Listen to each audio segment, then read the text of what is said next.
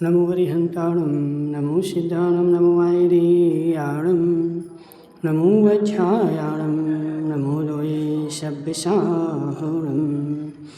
पंच परमेष्टि भगवान की अनंत अनंत सिद्ध परमेष्टि भगवान की, एक जनार्दन देवादेवादिनाथ भगवान की, आचार्य भगवान रवि सेन स्वामी की, आचार्य भगवान विद्यासागर जी महाराज की, आचार्य भगवान विशुद्ध सागर जी महाराज की।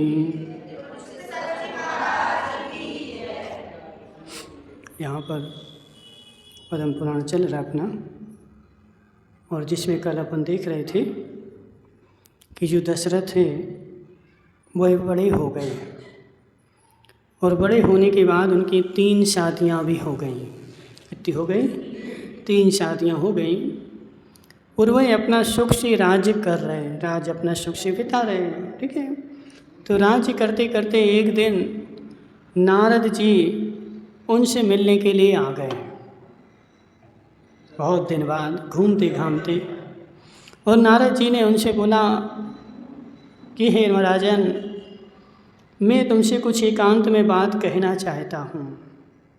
तो दशरथ ने सारे सैनिकों को दूर हटा दिया, और नारद की और उनकी दोनों की चर्चा हो रही थी। अब क्या हो गई देखते हैं। एकाग्रचित्त होकर सुगनो, मैं तुम्हारे लिए एक उत्तम बात कहता हूँ। मैं बड़ी उत्सुकता के साथ वंदना करने के लिए त्रिकूटाचल के शिखर पर गया था। सो मैंने वहाँ अत्यंत मनोहर शांतिनाथ भगवान के जिनालय की वंदना करी। तो वहाँ हमने क्या किया? शांतिनाथ भगवान की वंदना करी। तदनंतर आपके पुण्य के प्रभाव से मैंने लंकापति रावण के विभीषण आदि मंत्रियों का एक निश्चय सुना। वंदना भी करी, और विभीषण आदि जो मंत्री हैं रावण के, उनका एक हमने निश्चय भी सुना। क्या निश्चय था उनका? वहाँ बुद्धि सावर नामक निमित्त ज्ञानी ने रावण को बताया कि राजा, दशरथ का पुत्र तुम्हारी मृत्यु का कारण होगा। रावण भी गया था। रावण ने सागर बुद्धि नामक निमित्त ज्ञानी से पूछा कि हे भगवान, मैं 3 खंड का अधिपति हूँ, मेरी मृत्यु का कारण क्या होगा?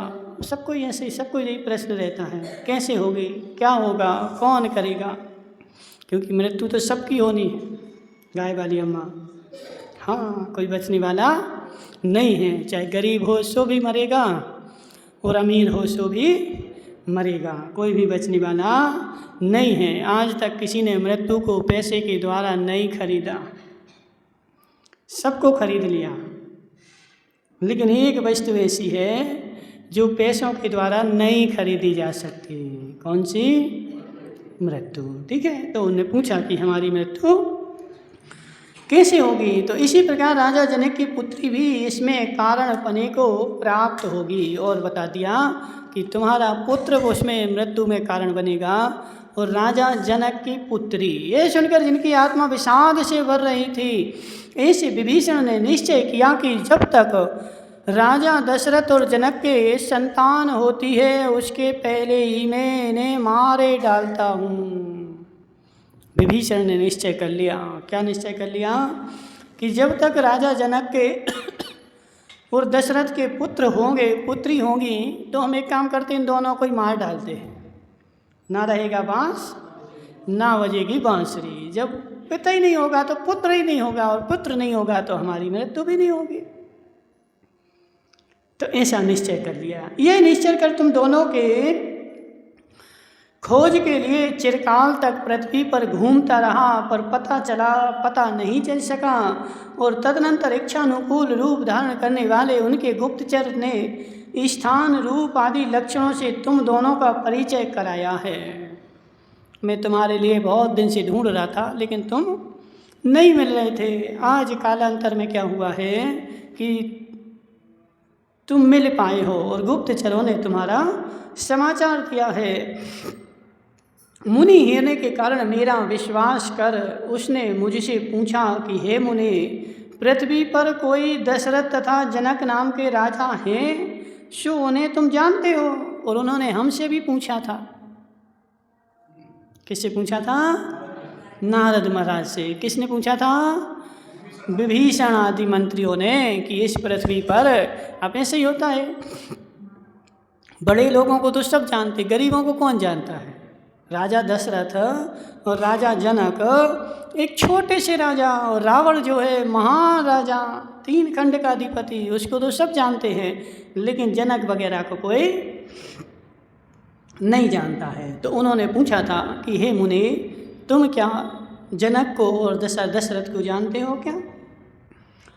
इस प्रश्न के बदले मैंने उत्तर दिया कि खोज कर बतलाता हूँ। हमने उत्तर दिया कि एक काम करते हैं, हमें पता तो नहीं है लेकिन खोज के बतलाते। चूँकि उनको पता तो था, वो परिचित थे, पहले भी कई बार आ चुके थे, लेकिन क्यों नहीं बताया? क्योंकि किसी की हिंसा हो, ऐसा सत्य बोलना भी झूठ है काका जी। किसी की प्राणों पर बात आ जाए, ऐसा भी सत्य नहीं बोलना, और झूठ भी नहीं बोल रहा। तो उन्होंने क्या बोला कि मैं एक काम करता हूँ, खोज करके बताता हूँ, ठीक है। इसलिए हे राजन, हे नरपुंगव, मैं उसके अभिप्राय को अत्यंत कठोर देखता हूँ। इसलिए हे राजन, यह विभीषण जब तक तुम्हारे विषय में कुछ भी नहीं कर लेता, तब तक तुम अपने आप को छिपाकर कहीं गुप्त रूप से रहने लगे। जब तक विभीषण तुम्हारा पता नहीं कर लेता है, तुम्हें पकड़ नहीं लेता है, तब तक तुम एक काम करो कि कहीं गुप्त रूप से रहने लगो। सम्यक दर्शन से युक्त तथा गुरुओं की पूजा करने वाले पुरुषों पर मेरी समान प्रीति रहती है, और तुम्हारे जैसे पुरुषों पर विशेष रूप से विद्वान है। तुम जैसा उचित समझो सो करो, तुम्हारा भला हो। अब मैं यह वार्ता कहने के लिए शीघ्र ही राजा जनक के पास जाता हूँ। मैं जो हूँ मुनि हूँ, दयालु हूँ, इसलिए मुझे ऐसा मन में आया, तो हमने तुम्हें बता दिया। अब तुम्हें जो करना हो उसे तुम करो। हम अब जा रहे, कहाँ जा रहे हैं?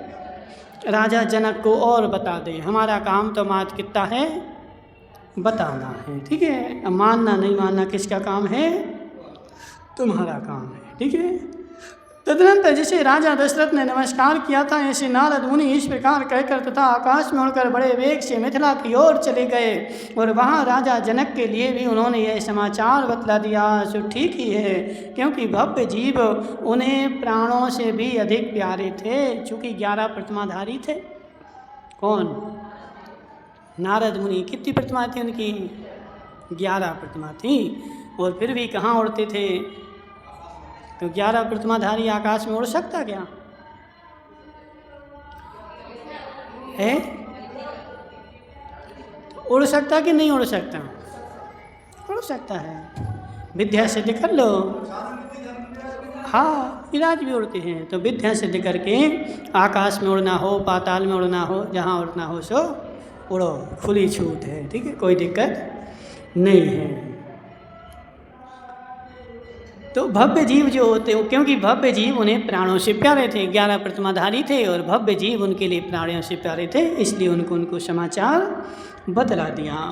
नारद मुनि के चले जाने पर जिनके मन में मरण की आशंका उत्पन्न हो गई, ऐसे राजा दशरथ ने समुद्र हृदय नामक मंत्री को बुलवाया, और वक्ताओं में श्रेष्ठ तथा स्वामी भक्ति में तत्पर मंत्री ने राजा के मुख से महावय को निकटस्थ सुना।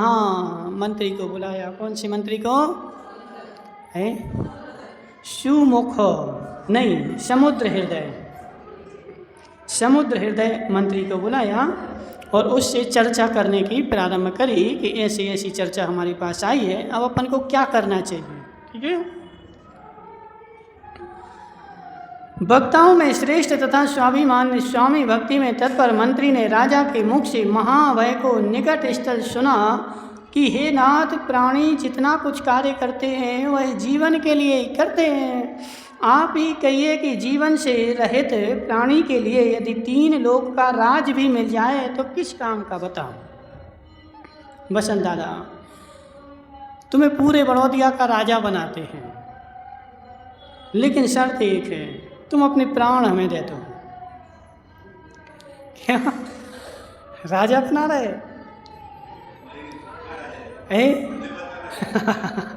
तो मरने के बाद तुम्हारा नाम लिख देंगे, बड़ौदिया के राजा बसंत। बोलो। तो प्राण दे करके कोई भी राजा बनना नहीं चाहता है। तो वह मंत्री समझा रहा कि हे राजन, यदि प्राण बचे रहे तो सब बचा रहा, और प्राण निकल गए तो कोई मतलब नहीं है। इसलिए जब तक मैं शत्रुओं के नाश का प्रयत्न करता हूँ तब तक तुम किसी की पहचान में रूप ना आ सको। इस प्रकार वेश बदल कर पृथ्वी पर विहार करो। तुम एक काम करो, वेश बदल लो और ऐसा वेश बदल लो कि किसी की पहचान में नहीं आओ और राजमहल छोड़ करके चले जाओ। कहाँ? कहीं भी जंगलों में, नगरों में घूमते रहो, सामान्य वेश पकड़ो। सामान्यों को कौन जानता है कौन जनक है, ठीक है।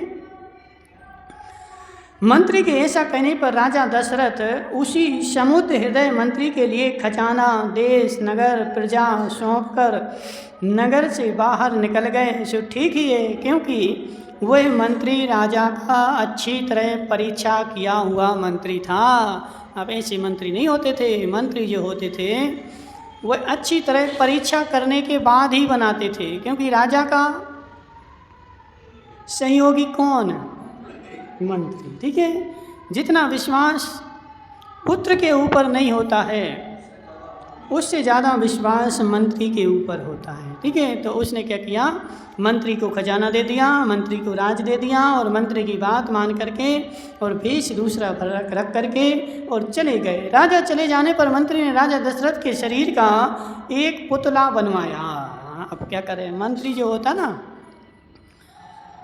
आजकल तो सबको मंत्री बना देते हैं, लेकिन पूर्व काल में जो मंत्री बनता था, अर्पित की दादी, कैसे बनता था बता? सब प्रकार से परीक्षा करके जो बुद्धि में चतुर होता था उसको मंत्री बनाते थे। तो मंत्री जो होता है, चतुर होता है, उसने क्या किया, एक राजा का पुतला बनवाया। वह पुतला मूल शरीर से इतना मिलता जुलता था कि केवल एक चेतना की अपेक्षा ही भिन्न जान पड़ता था। वो बिल्कुल एक सा था। मात्र पुतले में और राजा में क्या अंतर था? उसमें चेतना थी, उसमें चेतना नहीं थी, बस इतना अंतर था और कोई अंतर नहीं था। उसके भीतर लाख आदि का रस भराकर रुधिर की रचना भी की गई और उसके अंदर में नसें भी डाली गईं पुतले के अंदर में, और लाख आदि का खून भी भर दिया। सब कुछ अंदर मशीन में जो भी होगी तो उस काल की अपेक्षा उन्होंने सब लगा दी। और जैसी कोमलता होती है वैसी कोमलता उस पुतले में भी रच दी, मतलब 1% भी कोई अंतर नहीं आएगा। राजा का वह पुतला पहले के समान ही समस्त परिकर के साथ महल के 7वें खंड में उत्तम आसन पर विराजमान किया गया। वह मंत्री तथा पुतले को बनाने वाला चित्रकार, ये दोनों ही राजा को कृत्रिम राजा समझते थे और वो पुतला ऐसा बना दिया कि सब लोग, कोई को बताया नहीं, क्योंकि देखो बता दो तो गड़बड़ हो जाती है। बहुत सारे काम ऐसे होते हैं जो किसी को बताने नहीं पड़ते। खुडनिया माँ क्यों नहीं बताने पड़ते? क्योंकि बात पचाना सबके बस की नहीं है, ठीक है ना। कहीं ना कहीं एक दूसरे से कहेगा, दूसरा तीसरे से कहेगा और बात फैल जाएगी। तो ये बात मात्र दो को ही पता थी, एक समुद्र हृदय मंत्री को और दूसरी तुम्हारे जिसने बनाया था चित्रकार उसको, कि ये राजा नहीं है, कौन है? लेकिन वह पुतला जो था सेम टू सेम वैसे ही था। आंखें भी उसकी झपकती थी, अंदर में खून भी था, छुओगे तो बिल्कुल ऐसा लगेगा कि आदमी बैठा है। और 7वें खंड पर ले जा कर के उनको विराजमान कर दिया। यही नहीं, उन दोनों को भी देखते हुए जब कभी भ्रांति उत्पन्न हो जाती थी और उन दोनों को भी ऐसा कभी लगता था कि ये राजा ही बैठे हैं, भ्रांति हो जाती थी। मतलब सेम टू सेम है, कहने का आशय है। उधर यही हाल राजा जनक का भी किया। सो ठीक ही है, क्योंकि विद्वानों की बुद्धियाँ प्रायः ऊपर ऊपर ही चलती हैं, अर्थात एक से बढ़कर एक होती हैं। विद्वानों की विद्वान जो होता है उसकी बुद्धि, सतीश भाई विद्वान हो कि नहीं? विद्वान तो विद्वानों की जो बुद्धि होती है ऊपर ऊपर ही चलती है, नीचे नीचे नहीं चलती है। नीचे चले तो विद्वान नहीं है। और जिस प्रकार वर्षा ऋतु के समय चंद्रमा और सूर्य छिपे रहते हैं, उसी प्रकार संसार की स्थिति के जानकर दोनों राजा भी आपत्ति के समय पृथ्वी पर छिपे छिपे रहने लगे। और गौतम स्वामी राजा सैनिक से कहते हैं कि हे मगधाधिपते। मगधाधिपति कौन है? सैनिक राजा कहाँ के राजा थे? मगध देश के, ठीक है। जैसे रावण को अपन बोलते लंकेश, क्यों बोलते? लंका का राजा लंकेश, मगध का राजा मगधेश भी बोल सकते हैं, मगधाधिपति भी बोल सकते हैं, ठीक है। मगध प्लस ईश, मगधेश, ठीक है। आवरणे ईवरणे ए सूत्र है, तो मगधेश बन गया। यहाँ पे अपन ने क्या बनाया? मगधाधिपति। हे मगधाधिपति, जो राजा पहले बड़े महलों में रहते थे, उदार भोग से संपन्न थे, उत्तम स्त्रियां जिनकी सेवा करती थी, वे भी राजा अन्य मनुष्य के समान असहाय हो पृथ्वी पर पैरों से पैदल भटकते फिरते थे। सो इस संसार की दशा को धिक्कार हो। कौन बोल रहा है? कौन बोल रहा है? गौतम स्वामी स्वयं बोल रहे हैं कि हे राजन, इस संसार की दशा को धिक्कार हो। जो राजा पूर्व काल में महल में रहता था और बहुत सारे लोग उसकी सेवा करते थे, वह आज राजा संसार में भटक रहा है, पैरों के पैरों जा रहा है। ऐसा निश्चय कर जो प्राणियों के लिए अभयदान देता है, सत्पुरुषों की अग्रभाग में स्थित रहने वाले उस पुरुष ने क्या नहीं दिया, अर्थात सब कुछ दे दिया है। गुप्तचरों के समूह से जहाँ उनका सद्भाव जाना, वहाँ विभीषण ने उन्हें स्वयं देखा तथा बहुत से बधक भेजे मतलब मारने वाले भेजे। तो वहाँ से विभीषण आया और वह विभीषण ने क्या किया? वो ढूंढ रहा था। गुप्तचरों से पता चला राजा जनक कहाँ है और राजा दशरथ कहाँ है, और दोनों को ढूंढते ढूंढते जहाँ जहाँ पता चला और वहाँ उसने अपने अपने मारने वाले भेज दिए। जिनके हाथों में शस्त्र विद्वान थे, जो स्वभाव से क्रूर थे, जिनके शरीर नेत्रों से दिखाई नहीं देते थे तथा जिनके नेत्र अत्यंत चंचल थे, ऐसे बधक रात दिन नगरी में घूमने लगे और हीन शक्ति के धारक भी बधक राजमहल में प्रवेश करने के लिए समर्थ नहीं हो सके। इसलिए जब उन्हें अपने कार्य में विलंब हुआ तब विभीषण स्वयं आ गया। जो मारने वाले भेजे थे तो यहाँ वहाँ घूम रहे थे और घूमते घूमते बहुत दिन हो गए, लेकिन वो मारने वाले महल में प्रवेश नहीं कर पाए। और जब नहीं कर पाए तो राजा विभीषण स्वयं आ गया कि हम स्वयं जाके देखते हैं इतने दिन क्यों लग गए, ठीक है। संगीत के शब्द से उसने दशरथ का पता लगाया, जिससे निसंदेह और निर्भय हो राजमहल में प्रवेश कर गया। वो तो विद्याधर था, तो उसको तो कोई रोक नहीं सकता, वो तो उड़ करके खिड़की में से जा सकता है। विद्याधर जो होते ना, विद्याधर का एक दूसरा नाम और होता है खगपति, खचर भी बोलते हैं उनको, पता है? खचर भी बोलते हैं, खेचर भी बोलते हैं, खगपति भी बोलते हैं। खगपति उनका जो स्वामी होता है उसको बोलते हैं खगपति। खग मतलब पक्षी, ठीक है ना, जो उड़ते हैं ना पक्षियों को खग बोला जाता है। नहीं पढ़ा तुम लोगों ने? तो उनका पति, ऐसे विद्याधर उड़ते हैं तो उनका ईश्वर खगपति। हाँ, राजमहल में प्रवेश कर गया। वहाँ जाकर उसने अंतापुर के बीच में स्थित राजा दशरथ को स्पष्ट रूप से देखा और उसी समय उसके द्वारा प्रेरित विद्युत विलसित नामक विद्याधर ने दशरथ का सिर काटकर बड़े हर्ष से अपने स्वामी विभीषण को दिखलाया। उसके साथ में एक आदमी और था, क्या नाम था उसका? विद्युत विलसित, ठीक है, अच्छा नाम, विद्युत बिलसित ऐसा एक उसके साथ में आदमी था, और वह दोनों के दोनों दशरथ के राजमहल में गए, और विद्युत बिलसित ने वह पुतला जो था उसका सिर काट दिया, और काट करके क्या किया, अपने स्वामी विभीषण को दिखलाया कि देखो स्वामी जी कट गया सिर,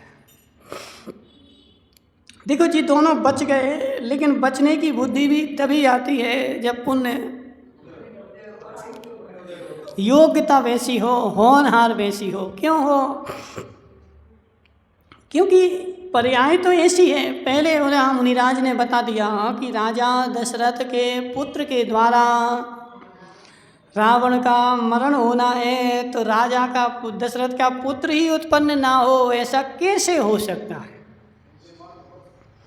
क्योंकि मुनिराज ने जो भी कहा है वो अवधि ज्ञान से जान करके कहा है, अवधि ज्ञान से देख करके कहा है, एक एक पर्याय को देखा उन्होंने, ठीक है।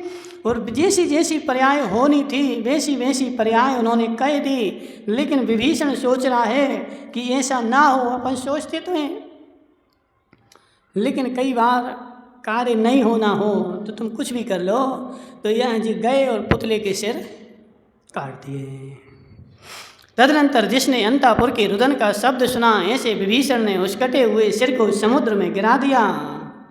और कोई को पता थोड़ी था, सब तो यही जान रहे थे कि दशरथ बैठे हैं और सिर कट गया। तो अंतापुर की जितनी स्त्रियां थीं वो सब की सब स्त्रियों ने क्या किया, रोना शुरू कर दिया। अब स्त्रियों को क्या कहा, महिलाओं को क्या काम होता, तैयार बैठी, खबर भर तो मिल जाए। हाँ समझो, वो बुंदेलखंड में बोलते ना, बाबा जी कान काट लो, हम तो छुरी टे यहाँ बैठे। सुनी पंडित जी कभी? नहीं सुनी। पंडित जी हाँ का इसलिए नहीं सुने। बुंदेलखंड में बोलते हैं बाबा जी कान काट लो, बोले हम तो छुरी छे यहाँ बैठे। छुरी टे बैठे मतलब हम तो छुरी को पेनी करके बैठे ही हैं, तुम बोलो तो अब भी काट ले रहे। समझ रहे?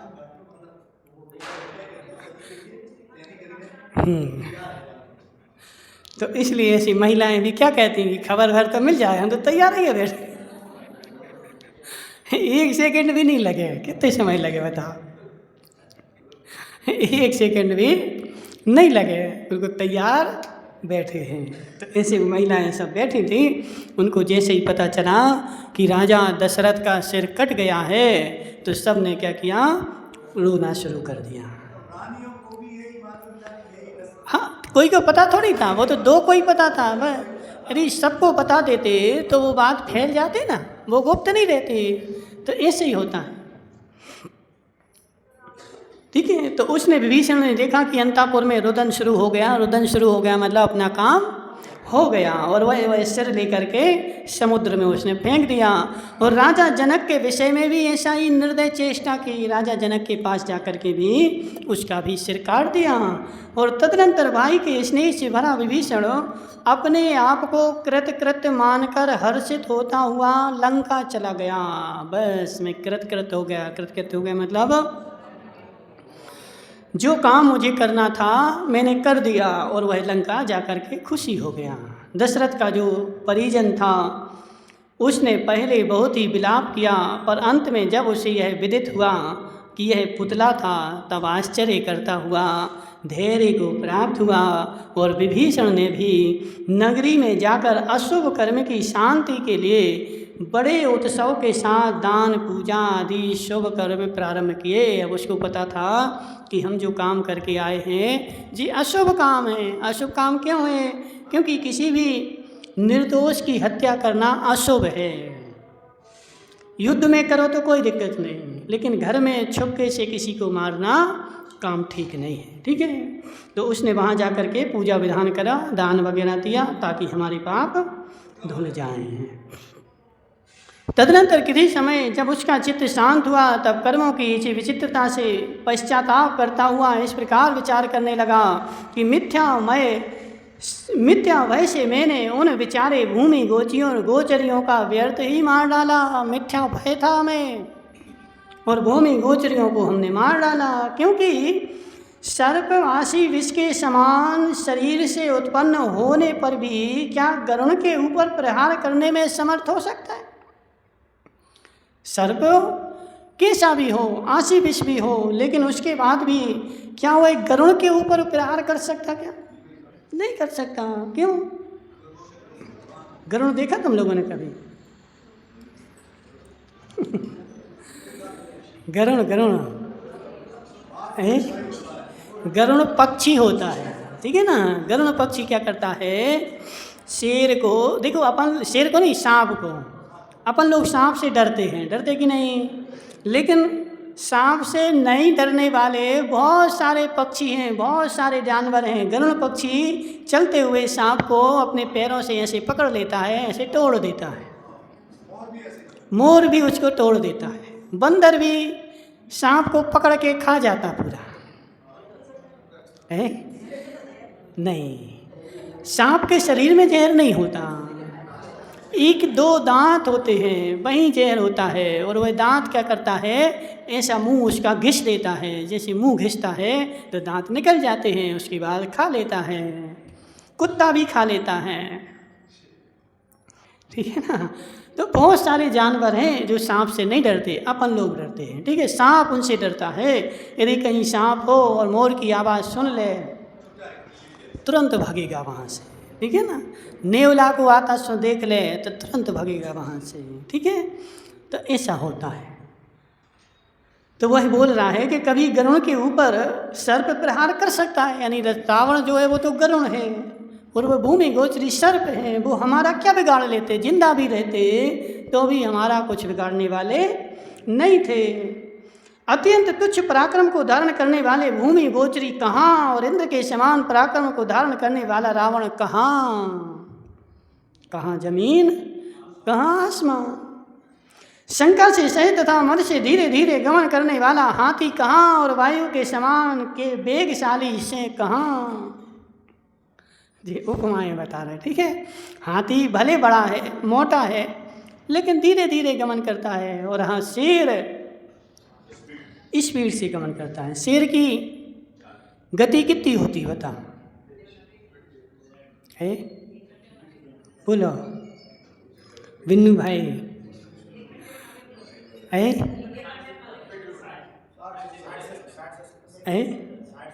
घोड़े की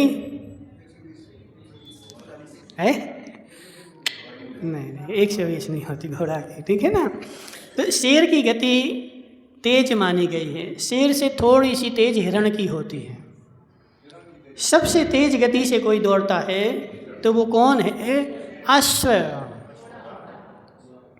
घोड़े की गति, जैसे तुम लोगों ने वो शोले फिल्म देखी कि नहीं?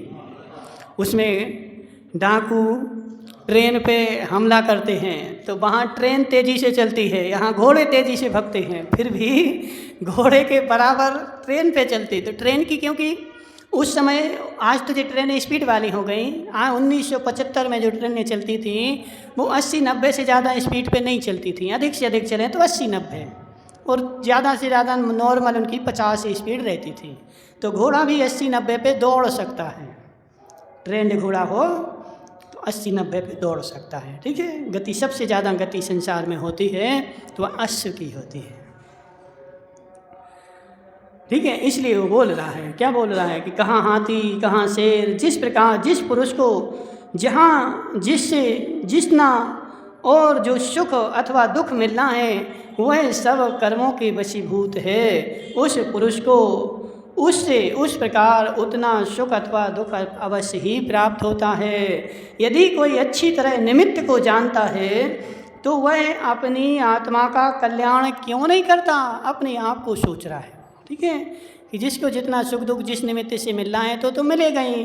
तो जब ऐसा जीव जानता है तो अपना कल्याण क्यों नहीं करता? दूसरे को दुख क्यों देता है? जिससे कि इस लोक में और आगे चलकर शरीर का त्याग हो जाने से मोक्ष में भी उत्तम सुख को प्राप्त होता है। मैंने जो उन दोनों राजाओं का प्राणघात किया है उससे जान पड़ता है कि मेरा विवेक निमित्त ज्ञानी के द्वारा अत्यंत मूढ़ता को प्राप्त हो गया था। सो ठीक ही है, क्योंकि हीन बुद्धि मनुष्य दुशिक्षित मनुष्यों की प्रेरणा से अकार्य में प्रवृत्ति करने ही लगते हैं। दुशिक्षित मतलब खोटी शिक्षा, जिनको खोटी शिक्षा मिली हो वो लोगों की प्रेरणा पा करके और खोटे काम करने ही लगते हैं। मैंने जो यह कार्य किया है वह सर्वथा योग्य है, अब आगे कभी भी ऐसा कार्य नहीं करूँगा, ऐसा विभीषण ने नियम ले लिया। आज जो मैंने कार्य किया है वह मेरा अविवेकपूर्ण कार्य है, विवेकपूर्ण नहीं है, और आगे से भविष्य में कभी भी ऐसा कार्य नहीं करूँगा, ऐसा नियम लेकर के वह अपने महल में सुख से रहने लगा। आगे क्या होता है देखेंगे कल। ओम नमः सिद्धेभ्यां। ठीक है।